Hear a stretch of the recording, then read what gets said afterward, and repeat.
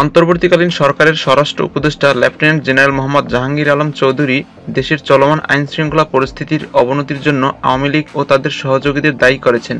তিনি বলেন, আওয়ামী লীগ সমর্থকেরা পরিকল্পিতভাবে অস্থিরতা সৃষ্টি করছে এবং দেশের স্থিতিশীলতা নষ্ট করতে লুট করা অর্থ ব্যবহার করছে। সোমবার 24 ফেব্রুয়ারি বসুন্ধরায় নিজ বাসভবনে জরুরি ব্রিফিংয়ে তিনি এসব কথা বলেন। তিনি জানান, আইনশৃঙ্খলা বাহিনীকে নির্দেশ দেওয়া হয়েছে, তারা প্রয়োজনে দ্রুত ব্যবস্থা নেবে। আওয়ামী লীগ নেতাকর্মীদের সতর্ক করে তিনি বলেন, আমি তাদের ঘুম হারাম করে দেব, তারা কোথাও নিরাপদ স্থান পাবে না। তিনি আরও বলেন, আগামীকাল থেকে টহল বাড়ানো হবে যাতে নতুন কোনো বিশৃঙ্খলা সৃষ্টি না হয়। আইনশৃঙ্খলা বাহিনীর দায়িত্ব পালনে গাফিলতি হলে কঠোর ব্যবস্থা নেওয়া হবে বলেও তিনি হুঁশিয়ারি দেন। তিনি উল্লেখ করেন, আমাদের অভিযান ডেভিল হান্ট চলবে, এসব অপরাধীরা কোথাও দাঁড়াতে বা বসতে পারবে না। এদিকে দেশের আইনশৃঙ্খলা পরিস্থিতির অবনতি মোকাবেলায় ব্যর্থতার অভিযোগ তুলে পদত্যাগের আলটিমেটাম দিয়েছে ঢাকা বিশ্ববিদ্যালয়ের একদল শিক্ষার্থী।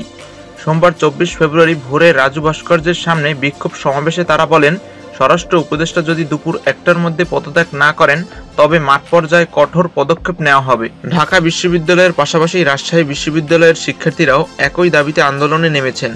সামাজিক যোগাযোগ মাধ্যমেও এ নিয়ে ব্যাপক প্রতিক্রিয়া দেখা গেছে। রাজধানীর বনশ্রী এলাকায় এক স্বর্ণ ব্যবসায়ীকে গুলি করে ছিনতাইয়ের ঘটনা ঘটেছে। মূলত এ ঘটনার পরই বিক্ষোভ ছড়িয়ে পড়ে। পদত্যাগের দাবি জানানো হয় স্বরাষ্ট্র উপদেষ্টার।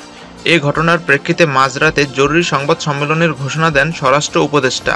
যদিও তিনি পদত্যাগের সম্ভাবনা নাকচ করে দিয়ে আইনশৃঙ্খলা পরিস্থিতির উন্নতিতে জোর দেওয়ার ঘোষণা দিয়েছেন।